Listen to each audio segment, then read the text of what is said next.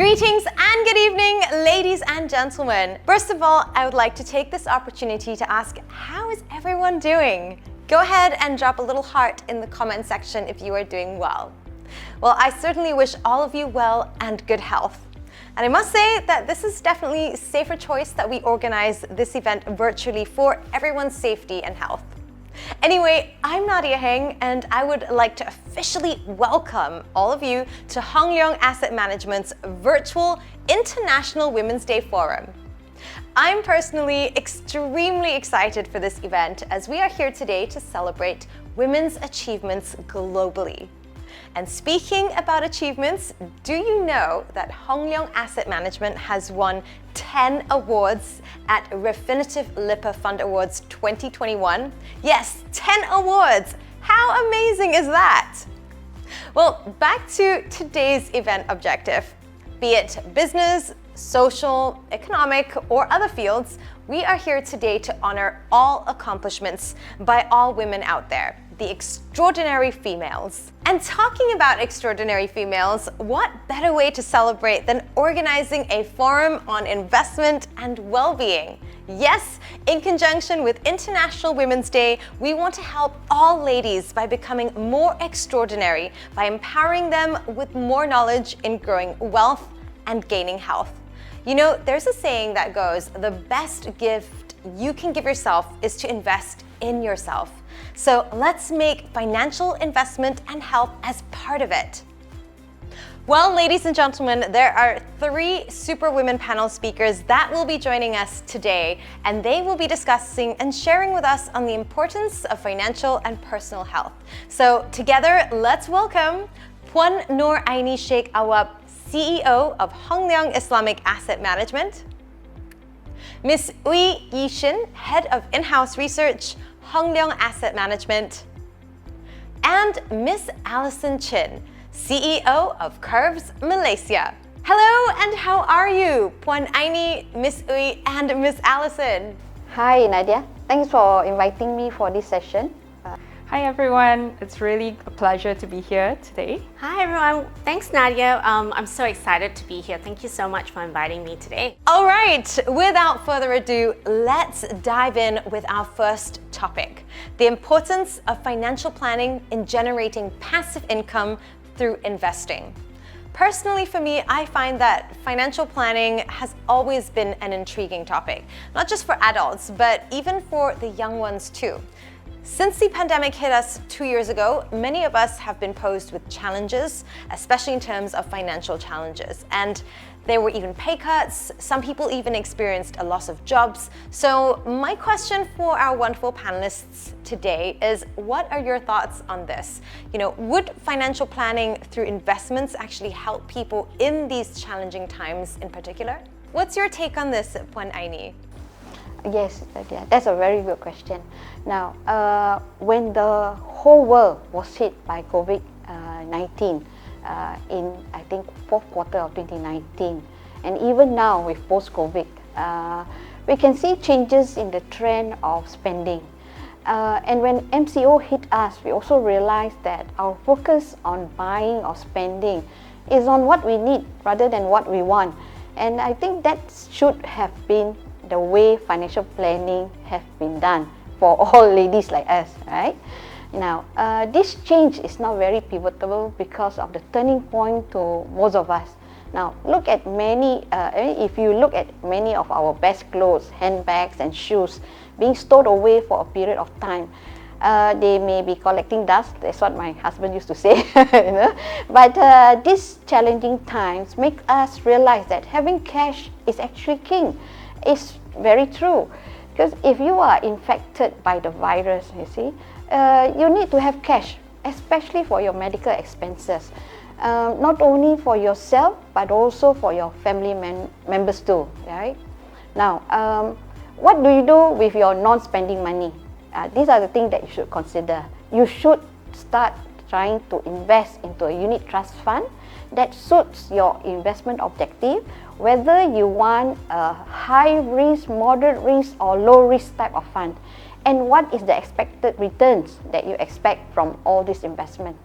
Now, financial planning during such challenging time is an agile approach to seek alternative income, such as accumulating wealth through investment, it can be not an easy for any ladies who are so used to spending their money in hand. Thank you so much, Puan Aini. All right, moving along, let's see what Miss Ooi has to say.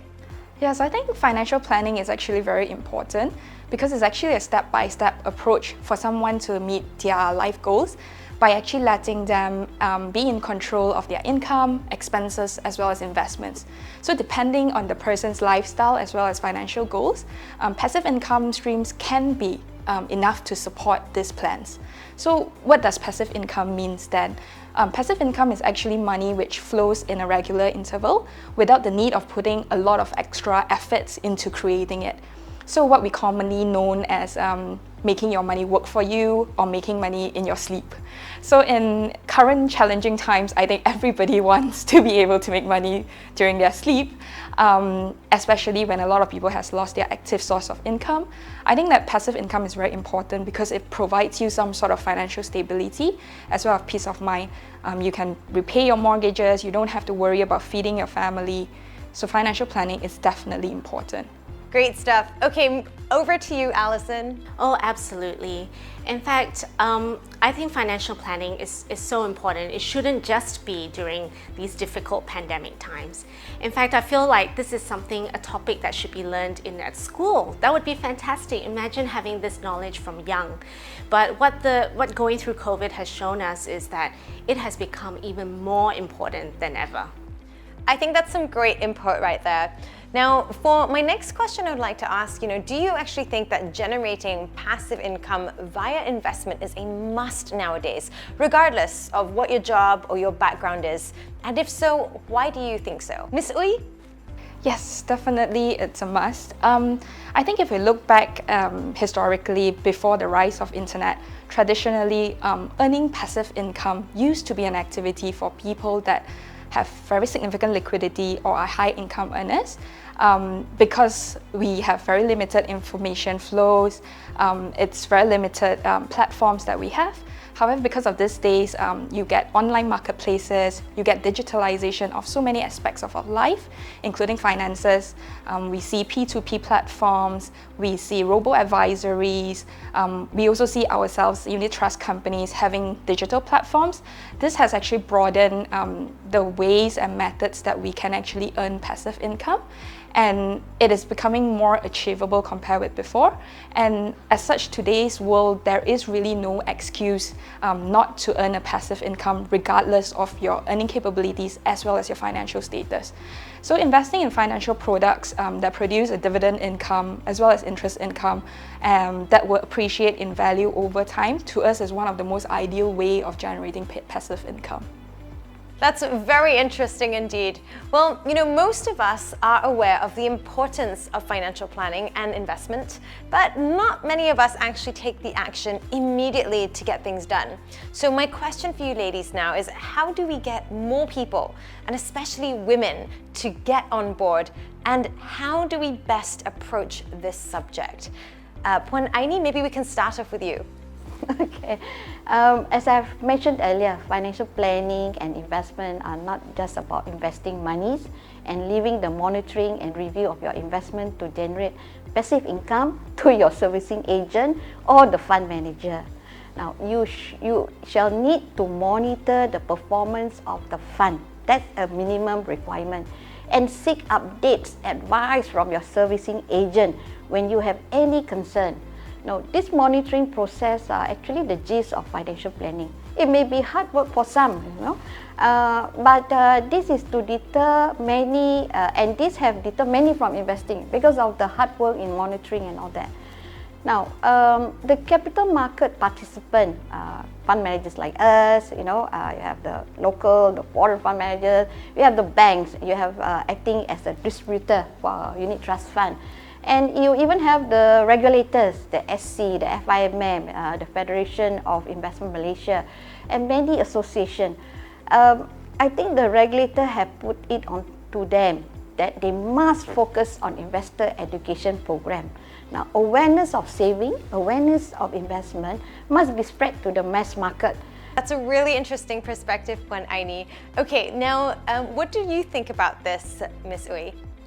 I think the main problem or main barrier for many to start investing, it's having the wrong assumptions. A lot of people feel like in order to start investing, I will need a lot of money or I'll need to spend a lot of time and effort. But these assumptions, while some of it is partly true, but most of it is actually a wrong assumption to have. Because if we look deeper, we can actually see there are plenty of dividend funds out there or investment advising platforms that allow you to start investing as low as 10 ringgit or 100 ringgit. And you can actually start earning dividend incomes at this kind of levels. And given that these are all professionally managed, you get updates regularly. So you also get support from their customer service. And people shouldn't be so worried about spending very long hours monitoring their investments.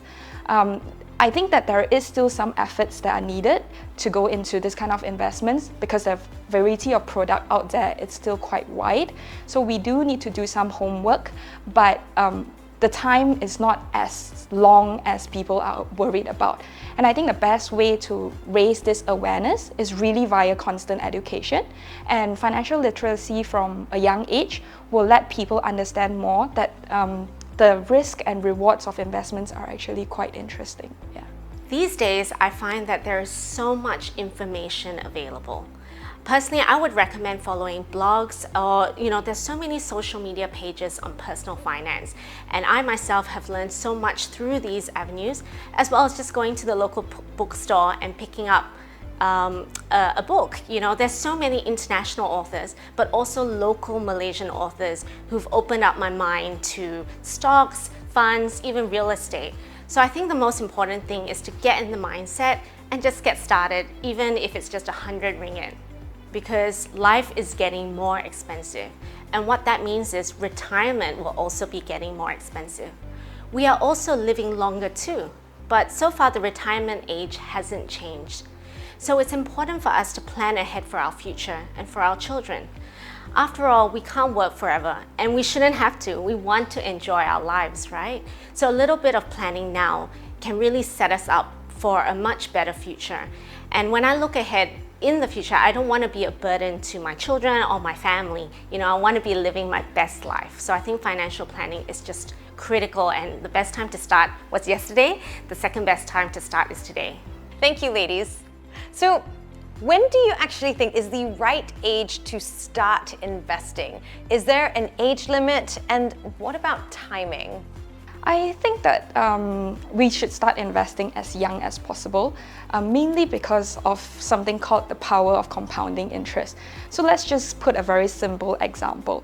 If I start investing at the age of 20 by just putting 10 ringgit a month into my investment account, by end of 45 years, which is when I'm 65 years old, I'll probably end up having about 21,000 ringgit if my investment yields me about 5% return annually. But if I start investing only at 40 years old, I would only end up with 6,400 ringgit. So some people will argue, but these differences, it's quite normal because I started investing only at 40. I put in a lot less capital. But that is not true. If we look at the capital amount that we put in, when at 40, I put in until 65, I'm putting about 3,000 ringgit because I'm saving 10 ringgit a month. But if I start at 20, I'm putting in close to about 6,000 ringgit as a total. So the difference is actually double, 6,000 ringgit versus 3,000 ringgit. But if you look at the end investment amount, it's 21,000 versus 6,000, which is threefolds. So double and threefolds. It's very big difference. And this difference comes from the power of compounding interest. And that's why we always said that you should start investing as young as it's possible. And then in terms of timing of the market, like Puan Aini mentioned, we do not think that it's wise to time the market at all because markets are always impacted by different sentiment. So sentiment has a lot of mispricing, and it's also very difficult to gauge different sentiment. So if you misgauge or mislooked at certain sentiment, you might miss out on the rally that the returns, a very strong returns could potentially give you.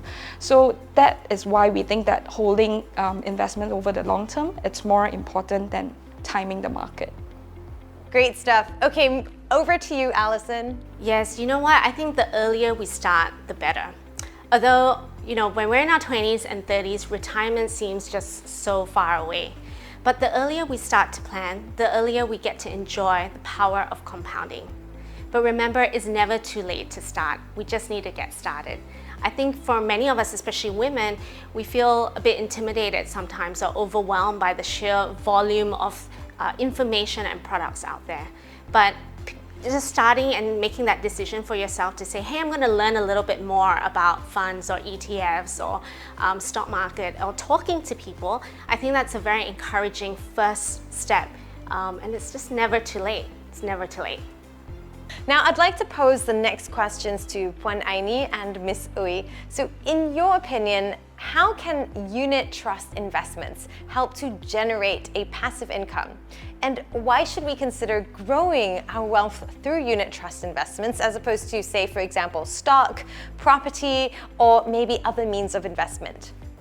Okay, basically for me, and based on the experience of investment, for my own personal investment, one of the benefits of investing in unit trust is that the investor is treated fairly, whether your investment is 1,000, 1 million, 1 billion. If you invest in unit trust fund, you are treated fairly across the board. Even the smallest investment is managed importantly in the fund, because whatever money is in the fund, it is where the fund manager make good investment. Right? With your minimum investment of even 1,000, you would think that you're only able to invest in local fund. However, for local fund investment, you are exposed to 20-30 counters in Malaysia that is listed with Bursa. And this allow you to diversify your 1,000 ringgit into many counters, rather than you go into investing in one company and you are not sure the stability of that company. So here the fund manager make the decision. They look at good companies, they look at the current business, forward-looking business, and they make that decision for you. Right? So even with your 1,000 ringgit now, I mean, if you convert to USD or whatever, it looks so small, right? But mind you, your 1,000 ringgit now in unit trust fund, you can go into investing in foreign countries. Fund manager will actually invest in foreign counters, foreign companies, and that is another diversification for you, where you benefit the foreign currency exposure. Now, for a start, and those who are working, for example, and not able to save money for investment, and there's no excess cash, sometimes we struggle on our day-to-day expenses, especially the young ones. But don't despair, because for me there are ways for you to plan your retirement. By using, for example, if you are at the age of 25, you may be a fresh graduate and just started working. However, when you work, you have your EPF account. Now, using your EPF account to invest for your account one, you must start at a certain threshold, right? And once you hit the threshold that is allowed by EPF, that excess cash in your account one can be used to invest in unit trust fund. And the best is that you are not investing in funds that you are not aware of. Funds that is listed under the EPF iInvest system are all funds approved by EPF that has to go through many criteria and conditions of performance. And minimum is that the track record of performance, it must be 3 years good track record and all that. So you as an individual, as a young investor, make use of the EPF iInvest platform, transact digitally, and from the EPF iInvest, you can actually come to our Leong iSmart platform, because with the advantage of, I think, with the challenges of COVID, it also comes to benefit. I think fund managers now are offering transaction of unit trust via all their digital platform, and we are one of the chosen one by EPF. Right? Now, investing in unit trust fund is actually based on your risk profile. It's also a step for retirement planning in investment, you must remember that investment for retirement planning is always a long-term planning. It's not like an investment in the stock market. You buy today, you want to sell off tomorrow. So that is very important. The word long-term is always what we emphasize, whether you are a new investor or you have been investing for a period of 5 to 10 years. When you say about retirement, you are looking at the age of 60, 65, right? When you retire. So it's always long term. All right, moving along, let's see what Miss Ooi has to say. I think investing in unit trust funds allow one to participate in the financial markets more easily with a bit more minimal effort on the investor's part. I mean, you still have to do some homework, but because these funds are professionally managed and the risk is also minimized via diversification. So what do we mean by risk diversification? So if, for example, if you have 1,000 ringgit and you were to invest into stocks, property, and also bonds, but because you only have 1,000 ringgit, there is very limited amount that you can put into the market. But if you put into the unit trust, we can actually buy into all this at the same time for you because it is a collective investment. So we think that people should look into unit trust because of this diversification risk and also professionally managed risk. But more importantly, the most important feature of unit trust is the liquidity. So unit trust can be converted back into cash, like Puan Aini said, at a very easily and short period of time.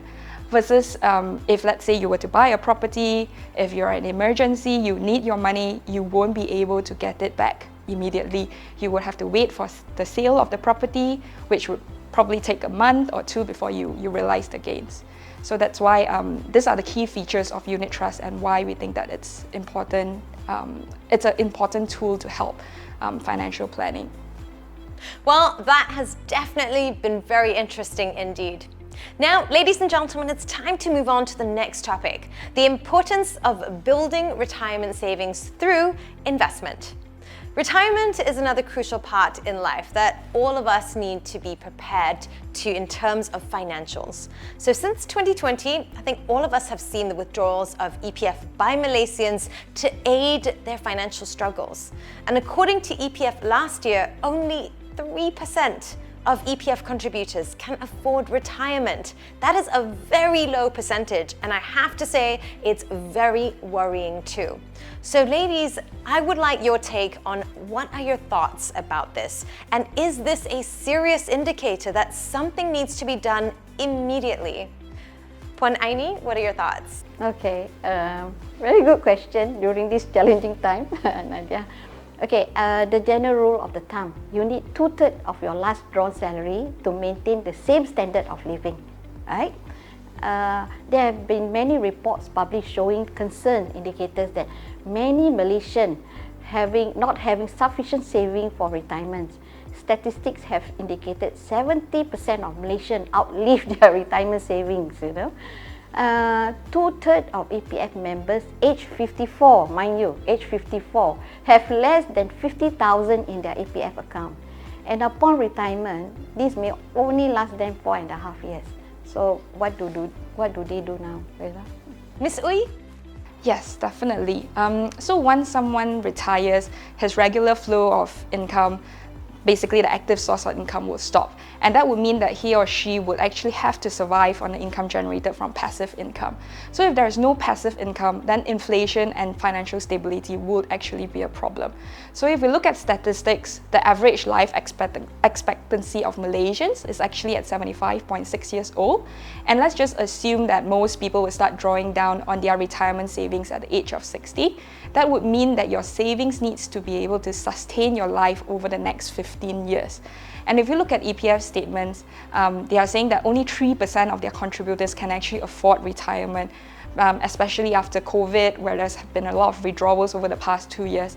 And if we look at the median of these savings numbers, the EPF members below 55 years old has an average median savings of 13,000 ringgit. And 13,000 ringgit, if we divide over 15 years, that is close to 70 ringgit a month. Is 70 ringgit a month really enough for someone to survive. I think this amount actually shows the severity of the situation, and that something must really be done about retirement plans. Great insights indeed. Well, my next question for all of you ladies would be, why do you think it's important to build retirement savings through investment? Okay, I think here I'll quote Warren Buffett. He's quite known to say that if you don't find a way to make money while you sleep, you will actually work until you die. And we think that investments will help generate that income you need while you sleep. So to give an example, if someone that invests purely, just saves purely every month, again we go back to the savings of 10 ringgit a month. He starts saving at 20 years old and he reached 65 years old. He would have saved 5,520 ringgit by end of this 45 years old, at this age of 65.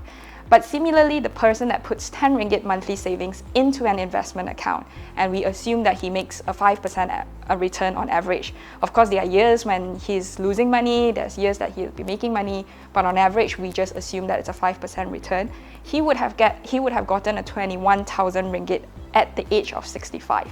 And that is a very staggering difference, 21,000 against 5,000 ringgit. And if you think about it, that would mean that the person that depends fully on their savings would either have to work 3 additional jobs to get that 21,000, or he would have to find a way to make that additional money somewhere else. So this is the power of investments actually. And this is the reason why we need to invest for our retirement savings. All right, so this question is for Puan Aini and Miss Ooi. And hopefully this will also help our audience understand, how do you think Leong Asset Management can help Malaysians in building their retirement savings? We are here to help. That's why you have seen many fund managers in existence. The thing with us is, apart from managing funds, we are also quite aggressive in focusing on investor education via our corporate. If you go to our corporate website, you go to our social media, we have Facebook, we have Instagram, we have LinkedIn. And part of the topics that we cover, including advising an investor, that investment is not one-off. That means you don't invest 1,000 and the 1,000 stick for the next 10, 20 years. It is important to regularly invest to perform dollar cost averaging, to get the benefit of lowering your cost at the point of investing, and during the volatile market condition, price may dip. So that's the best time to buy, because it will average your cost that you have paid earlier, and you will benefit when when the market perform. Then your profits that you make can be made within a shorter period of time, right? And anyone can reach out to our customer experience team, or even to any of our relationship manager. Okay. Our investor education program cover both. As you know, I'm here representing Leong Islamic Asset. Ooi Yih Shin is representing Leong Asset Management. So our investor education cover both conventional and Sharia fund. For Islamic asset management, we provide our investor education program in 2 languages. We have English and we have Bahasa. We put that effort because we know that Bahasa is the main language in Malaysia. So it is important that we reach out to those people, in terms of investing with us. So as we want to make sure we try cover most mass readers, because I think the outreach is important. Now, we continue to look at area of improvements, not only on investment, but also, like I say, reaching out to our existing and also potential investor. We now have introduced digital platform, which is called Leong iSmart, and it caters for any digital investment, either using your cash or through EPF, iInvest platform, for EPF members. Now, with technology and digitalization, we hope to reach out to more Malaysians, be it young or old, whether they are here. And surprisingly, I can tell you that with digital platform, we have seen Malaysians who are working overseas also investing in unit trust fund and preparing for their retirement plan when they return to Malaysia. So that's the benefit of moving towards digitalization. So our product aims to provide investors with both income or growth through domestic and also global investments.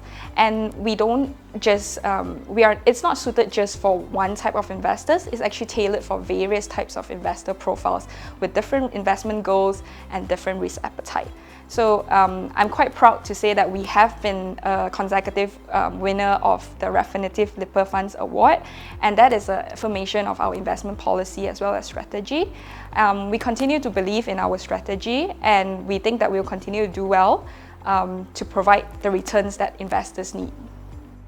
Wow! Well, safe to say, I think we've covered a lot of ground today indeed, and our discussion is just going to get more and more intense.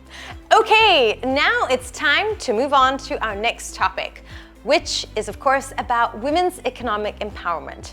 Now, I think we are reaching the peak of today's session, and in fact, we have 3 super women speakers to share their thoughts on this.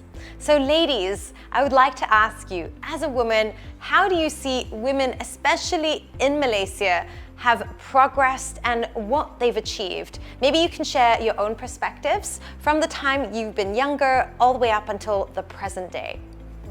Okay, firstly is I came to Malaysia in 1996, right? In 1996, I was formerly working in Singapore, and from the day I work in asset management also in Malaysia, Malaysian women have progressed very well. I'm so proud of all our ladies. Yeah? Whether she is a working CEO in the corporate world or just being homemaker, raising children, their individual contributions are immense. You know? For example, contributing to the economy and also raising brilliant young children, Malaysian for the next generation to come. So that's wonderful. I think for us, we have actually seen an increase in terms of economic participation as well as opportunity for women. And if we look at education-wise, we have also actually seen better educational attainment over the past decades, not just globally, but also from Malaysia. And from personal observation, I think the most noticeable one for me is the involvement of women in top management, as well as more women entrepreneurs over the years. We don't think that the numbers are at targeted levels yet, but the progress itself is actually very positive. Well, I think it's really exciting to see more women in the workforce and even stay in the workforce longer after having children and other priorities in their life. Ladies are entering different fields as well. At Curves, you know, we're an all-women company, right? All our team are women and all our members are women. So it's really inspiring to actually be surrounded by strong women that support each other. And when we look around, we can see many Malaysian women in leadership positions across many different industries. That is fascinating stuff indeed. Now, ladies, how do you see the opportunities for women nowadays compared to in the past, and also globally and locally? Well, we have seen the increase of women in the workforce globally, including locally here in Malaysia. The number is rapidly increasing, and more brilliant young ladies are being churned out from both local and foreign universities here in Malaysia. Now, even the workforce in Leong Asset Group, between HLM and even Islamic Asset, we have close to 60% hardworking ladies in the company. More women are venturing into jobs which used to be a taboo and monopolized by men. I think we have seen quite a big improvement. We have seen legislations being passed globally, especially to protect against gender discrimination, as well as anti-harassment at workplaces, and also the increasing recognition of working moms, like maternity protection, parental leaves, and also other basic social protections to protect work-family balance over the years. So these are the reasons why female participation rate in the labour force has been increasing both globally and also domestically. And we believe that as more is being done to safeguard women's rights, there will be more opportunity for women to participate in the labour force going forward. I think the opportunities have been increasing. Even when I just compare it to my mom's time, you know, she would tell me stories where they were so much poorer back then, and every dollar was so difficult, and they didn't have the opportunities to maybe go to university or go to overseas. And now so many of my peers, we have been able to go to college and even go overseas and work and come back to Malaysia. Now I see my daughter's generation. She's really that digital native group of young people where they've grown up with Google and social media and all this information at their fingertips. So I actually think that there will be increasingly more and more different types of jobs and opportunities coming up. I'm excited for the future. I think so many things haven't even been created yet, you know, that her generation will fulfill. So it's going to be exciting. Now, I'm intrigued, what about gender equality practices in the country? And where do you believe the direction is actually heading to? I think Malaysia has come a very long way in terms of gender equality practices over the past decades. However, a bit of an unfortunate event, according to a recent study, women have been disproportionately affected by the pandemic compared to men. It's not because of discrimination, but it's more because it's disproportionately represented in terms of career-wise. So majority of the women actually works in sectors such as accommodation, F&B, retail, hospitality, or services such as arts, recreation, and this we know that was sectors that got hit the hardest by COVID. But going forward, with the normalization of working from home due to COVID-19, the rise of digital post-pandemic world, we think that there are more opportunities for women to participate in other sectors, which could potentially narrow the gap. So women will now have an option to accommodate their family and also professional commitments without potentially sacrificing one for another. I think the situation keeps evolving. Whilst over the years there have been many improvements, I think the reality is there is still inequality and biases still exist. And maybe there always will be, I really don't know the answer. My take on it is just to keep moving forward.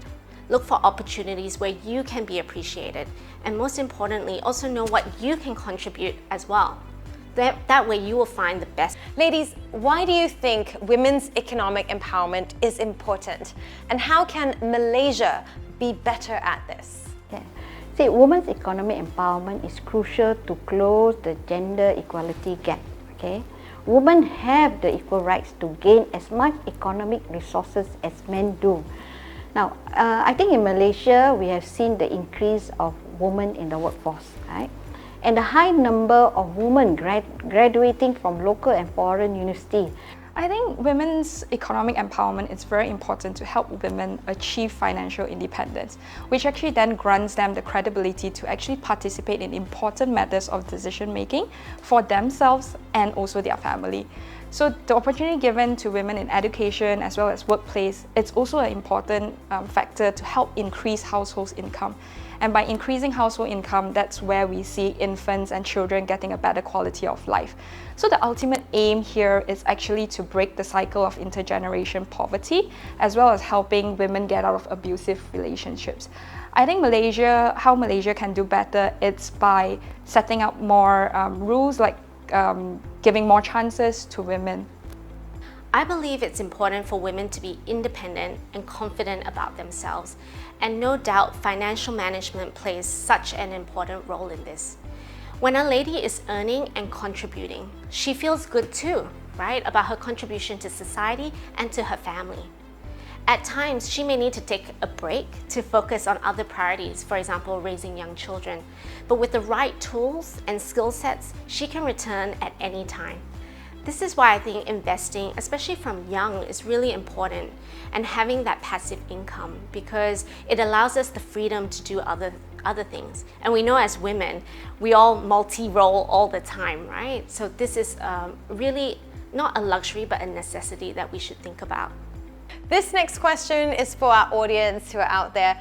And ladies, I would love to know, what would your advice be to all the young women and girls out there who have yet to get on to the next phase of their life? For the young ladies who will be stepping into the working world, brace yourself, okay? Plenty of learning but not everything is written in a book. Okay, you have a full life ahead. Career, family, career, then retirement. Remember I mentioned career twice? Okay. Now plan well for your retirement, especially when you want to be financially independent. And that is the reason I mentioned career-wise. Career, family. After you get married, go back to do career again and plan for your retirement. Then you will be financially independent. I think the most important thing is to never doubt your self-worth. Believe that you are valuable and deserving of every chance and opportunity in the world, and be brave to pursue the dreams. Yeah. I think that those are the most important things. I think information is power. Read, seek mentors, spend time with people who have similar goals and influences. Do you know you are the sum of the 5 people you hang out with the most? I think it's important to identify what's important to you. Right? And this is actually very difficult because especially when we're young, we tend to compare a lot, right? Or get FOMO, fear of missing out. But I think, again, coming back to what is our own values, what is important to us, is really, really important for health, right? And that just doesn't mean financial health, but many other things: physical, mental, relationships, spiritual. Only you know what's important to you. So when you're comfortable with that, you'll make the right decisions for yourself. Awesome. I love how relevant all of your advice is to young ladies and girls out there. I am literally sending all my girl power to all of you, because I truly believe we can accomplish what we want to achieve in our lives, and we are together in this, supporting one another. Now, we've reached the final topic of our session today, which is on investing in your health and well-being. And I personally believe that this is another essential investment for us, which helps us to balance our overall investments. It is health that is real wealth, according to Mahatma Gandhi. Now, ladies, I would love to know, what do you think of that particular saying, that health is real wealth? Okay, I like to quote Ralph Waldo Emerson. Okay, the first wealth is actually health. It is not about being sick in bed, but health is a complete state of well-being, i.e. mentally, physically, and socially. From the context of investment, to continue having good health, mean well-being, your well-being, you must have a retirement plan. Now, to prolong your existing pleasant lifestyle without worrying about your living and healthcare expenses, you may still enjoy your holidays and maintain your socializing days with friends, be it your new colleagues, your old colleagues, friends from your uni days. So that is all about well-being. I think without good health, physical wealth, be it gold, silver, is actually practically useless when you can't spend all this because you don't have the time or energy to spend on things that you enjoy doing. And also from a financial perspective, medical costs of course are very expensive, and it's going more expensive annually. So you want to keep yourself healthy all the time. Well, I think money is really important. There's no denying that. But what is the point of having tons of money if we don't have our health? To me, a balanced life means having the financial means, but also feeling good mentally, having great relationships with others and ourselves, and spirituality and hobbies too. All of these things are underpinned by physical health. If we don't have physical health, we don't have a strong foundation. Do you have any fitness routine, or perhaps how do you personally take care of your health and well-being? Okay, I've tried to say in a nicer way for myself. Being an older person, I do not have aggressive or high-impact fitness routine. I do try to find time to walk at least 3 km once or twice a week. Of course, I have my cheat weeks too, but I don't do walking. What I lost in fitness routine, I actually boosted up my internal strength with daily routine of supplements. Regular annual medical checkup is very important, especially when you hit 40, right? I do have, but not a very strict routine, but I try as much as possible to do spin classes as much as 3 times a week. But on top of physical health, I think what is more important is actually mental health. So it's also very important on top of doing spinning, it's also to rest, to relax, and also to be present and be grateful for what we actually have achieved. So for me, it's really not beating up myself over the breaks that I feel like it's necessary. And those are the things that I feel it's necessary. Well, you know, the recommendation is 30 minutes 3 times a week. Is really all we need to stay, you know, active and healthy, and combining this with a well-balanced diet as well. So like many other ladies, I'm very, very busy as well too. I don't have tons of time to spend in the gym, and I don't want to deprive myself of the foods I love either. I really believe moderation is key. Also, especially for ladies, strength training is critical because we're very prone to diseases such as sarcopenia, where we lose muscle as we age, and osteoporosis, especially, you know, calcium and bone loss after having children, etc. So strength training for women is a must. Now that I'm pregnant, I must admit at times it's really hard to stay active. I just want to put my feet up. But when I push myself and go for a good walk, I just feel so great. That's just really refreshing for the mind. So do you think there is an ideal recipe for women to stay empowered and yet still be fit and healthy? What are your thoughts on this? Okay, for me, I have my, I still have my young daughter. Okay, now same advice I give to her as I'm also sharing. Now, if you are a young person, you have more energy to work hard. You must work harder than others. You must learn as much as possible. Build your career plan. Building career plan is also just like building your retirement plan.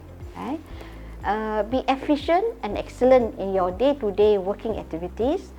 Enjoy the company of good friends. That's very important. Keep a healthy lifestyle of making time to do fitness routine. Eat healthy, take supplement that will build your antibodies, may not be now, but maybe later in years. And it's also important to take a good break away from office and come back fully charged again and do the hard work again. That's my advice to the young ones.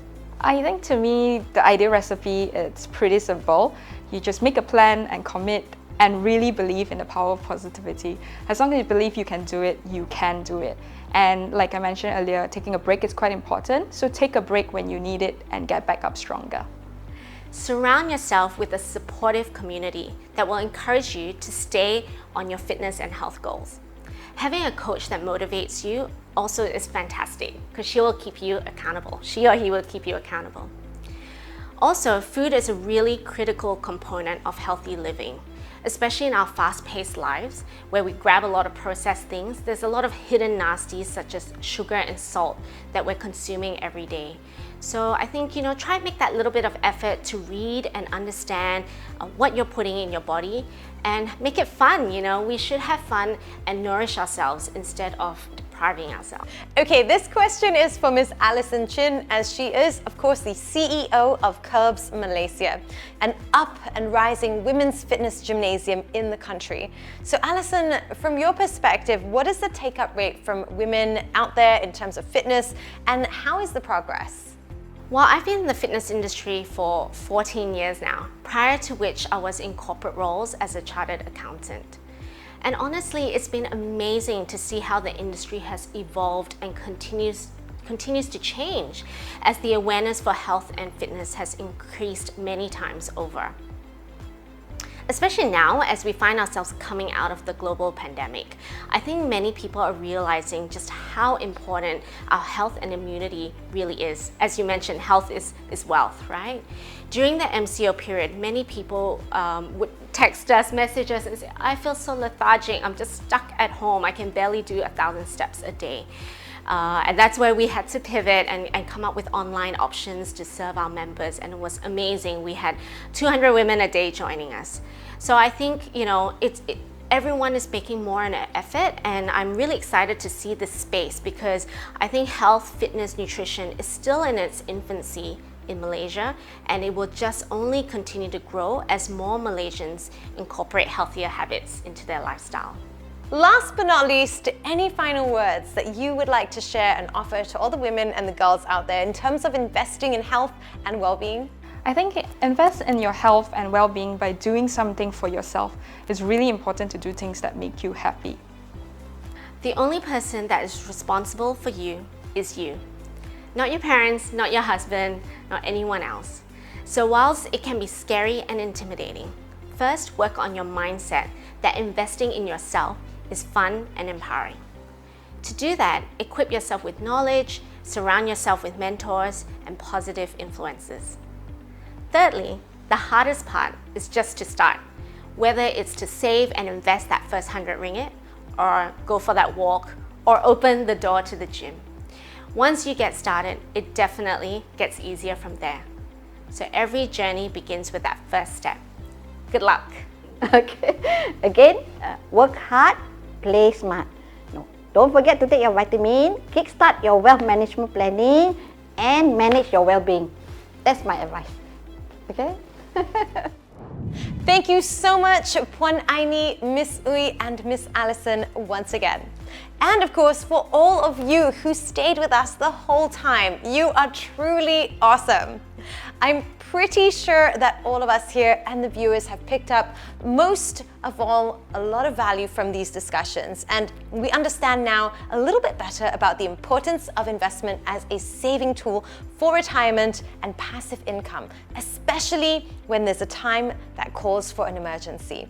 Now, I truly hope our session today has opened your eyes, your mind, and your heart, and either to start taking the first step or perhaps to accelerate our steps in achieving our financial goals, as well as, of course, being healthier and fitter too. Thank you once again to all our super women speakers today for making the time to join us for this session. Our utmost appreciation to all of you. And for all the viewers and members of the public who joined in today, all opinions expressed by the speakers, remember, are solely their current opinions and do not reflect the opinions of the organizer.